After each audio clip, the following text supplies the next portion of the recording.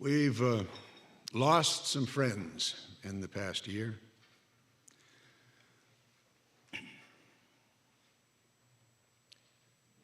This man was a mountain. A legend in the music and entertainment industries, Harry Belafonte was a close friend of Dr. Martin Luther King Jr. A self-described radical, Harry was a hero of the civil rights movement and a tireless warrior in the struggle for racial justice. He funded the launch of SNCC, the Student Nonviolent Coordinating Committee, going south and risking his life in the process. He organized a cultural boycott of South Africa, fought the death penalty, earning him our 2004 Mario Cuomo Acts of Courage Award.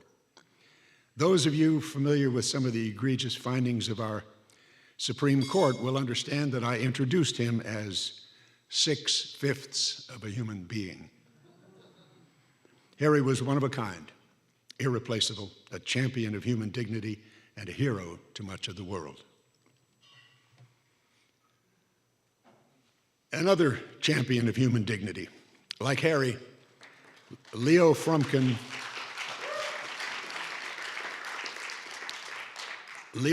always spiced his actions and opinions with a sense of humor.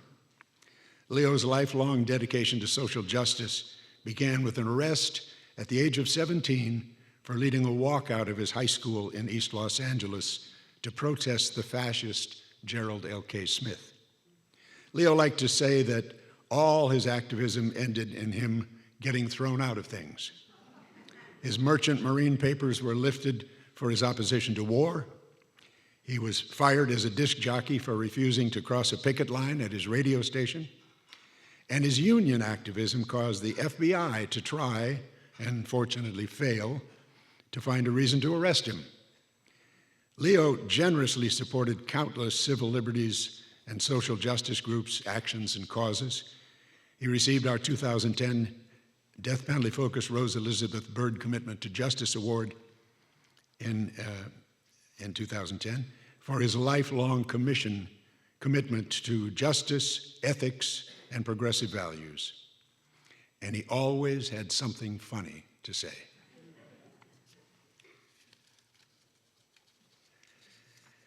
A longtime DPF board member, Andre Herron began her career as a prosecutor, later becoming a defense attorney.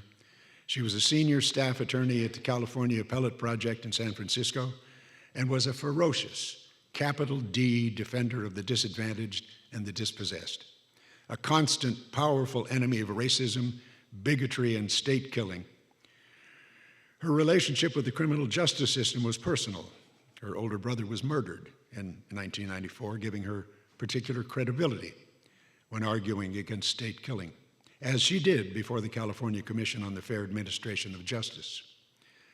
Andre was a great friend, a beloved board member of DPF, a disabled, gay, black woman comic whose wicked sense of humor charmed audiences wherever she went. She just knocked me out. Gloria Killian was tiny and ferocious. Gloria was wrongfully convicted and sentenced to 32 years to life in prison for murder and conspiracy. The only evidence against her was the testimony of a co-defendant who, unknown to Gloria, had made a secret deal with the prosecutor in exchange for a reduced sentence. Once it was later proved that his testimony was false, the Ninth Circuit Court of Appeals reversed her conviction and she was released after serving 16 years in prison. Always a close friend of DPF, Gloria was a great activist and a wonderful, powerful, charming speaker for us. She later wrote a book, Full Circle, about her experience. And unwilling to forget those she left behind when she was freed, Gloria became the executive director of the Action Committee for Women in Prison in Southern California. The Most Reverend David G. O'Connell. Bishop David O'Connell was the Episcopal Vicar of the San Gabriel Pastoral Region of the Archdiocese of Los Angeles. Bishop David was murdered in his home in January 2023. Much beloved, More than 10,000 people attended his funeral services.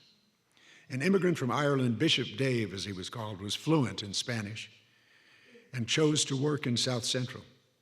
During the LA riots and for years thereafter, he walked the streets helping opposite sides come together.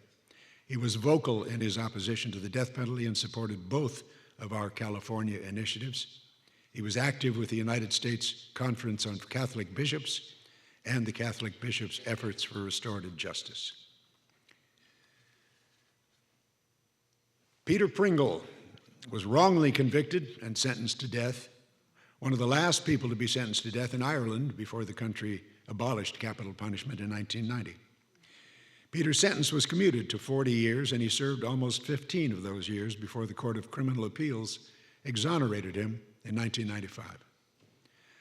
Alongside his wife, Sonny Jacobs, herself wrongly sentenced to death in Florida, where she spent 17 years before being found innocent and freed, Peter established the Sonny Healing Retreat Center, employing a unique, holistic approach to provide spiritual, emotional, and physical support to exonerees the world over.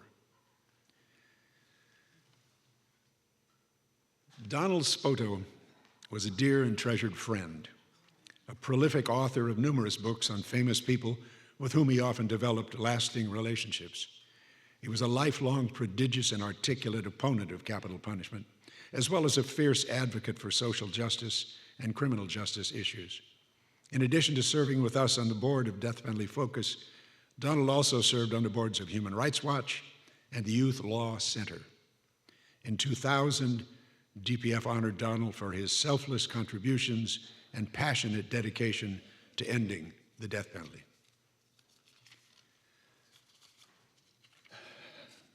Albert Woodfox was sent to Louisiana State Penitentiary, the infamous Angola prison, in 1965 for armed robbery.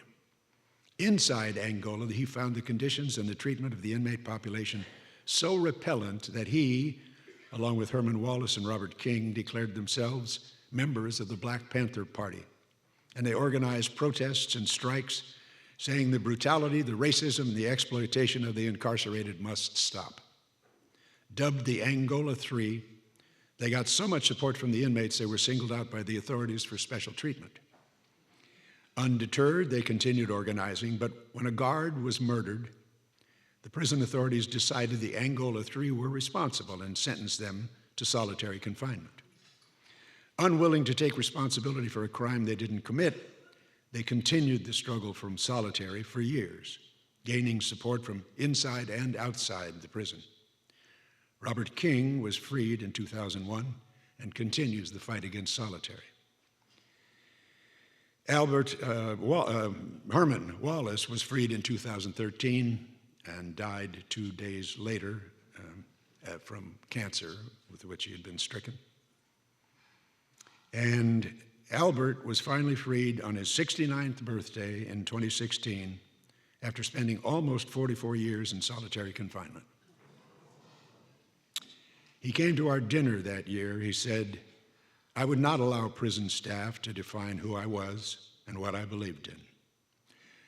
I urge you to consider his book, Solitary. It's riveting.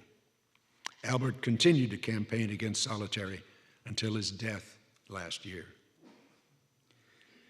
And if I may, a point of personal privilege, a longtime foe of capital punishment and a loyal supporter of DPF died suddenly and unexpectedly last month.